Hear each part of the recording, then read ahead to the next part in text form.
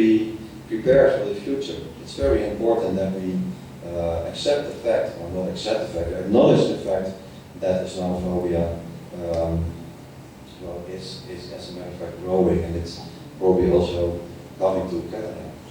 And I'm not sure about the situation here in Canada, about the media in Western Europe. They are very biased if it's about Muslims. For example, the recent terroristic attack, and it's not Muslim. It's done by someone from Turkey or Morocco. It also immediately say it's a terrorist attack. It's a Muslim attack. It's Muslim terrorism.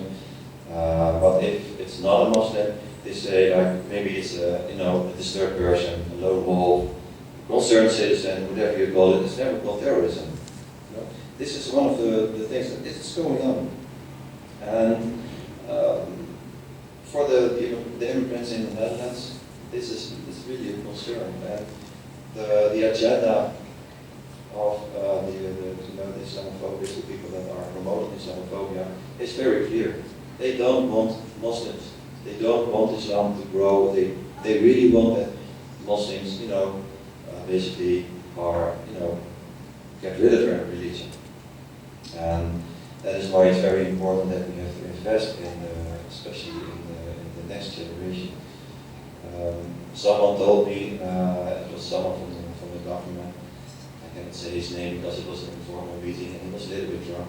And he said, that was in the Netherlands, and he said the first generation of immigrants, they were people uneducated, they were working in the factories, they were tolerated, they probably will save some money and then they go back within 5 or 10 years. It didn't happen, of course. Now we have the second generation. They were much more educated. They were the teachers, they were dentists, engineers. And the third generation, they will become decision makers. Now that was never the plan, of course. That was never the idea that the Muslim community should stay and should gain influence and was growing. So, as a lot of you probably know, after World War I, after the fall of the Ottoman Empire, there was some kind of a general agreement that they would never allow a new rise of Islam, of Muslim influence in Europe, as a matter of fact, all over the world. So, there is a lobby against Islam, and this lobby, I call the Zionist lobby, I can call that. Frank about it, it is a Zionist lobby. I have to make something clear because there's a misunderstanding.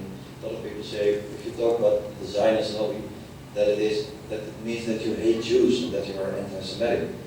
I am not. I'm against all kinds of hate and discrimination, no matter what background, no matter what religion. But if you are critical about the foreign policy of Israel, for example, what's going on in Palestine, the occupied territories, if you're talking about the Zionist lobby, that's a completely different story. I have nothing against Jews or Christians or anyone. I have a lot of friends that are Jews. I have Christian friends.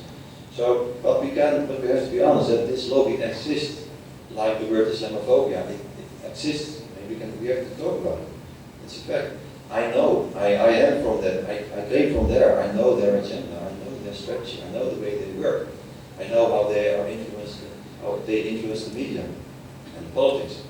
So it's also very important that we are aware of this fact, and that's why it's very important that we have to set up our own lobby. And we are divided, especially in Europe. The Muslim community is really divided amongst cultural backgrounds, amongst nationalism, different line in religion. And it's very hard to bring all these people together and to set up a lobby. And it is very important because if we want to fight Islamophobia, we can only do it if we are united. And we are not united. We are not united in Europe. We are not united here in Canada.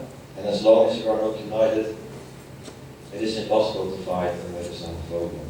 So that is one of the most important things. That is that we have to unite and that we have to make sure that we have our differences. That's not a problem, but that we can agree to disagree. And if that is the manner, if we can do that, we can face a lot of problems.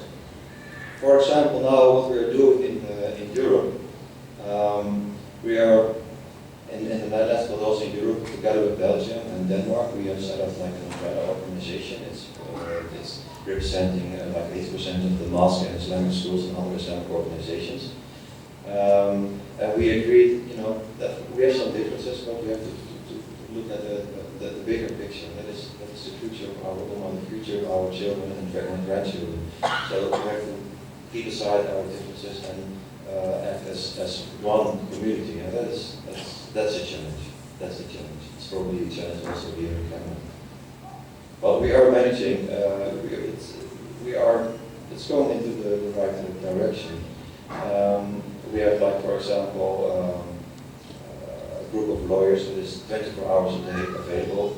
If something happens in a mosque or a school, if they have trouble with the government, if they're having trouble in getting a permit for that, these people are always available. They are Muslims, second generation. That is exactly what I mean. That is what we need. We have to organize. We have to invest in Islamic education, Islamic schools. We have to invest in our own youth care and youth and family care. We have to use in our own organizations. If it's about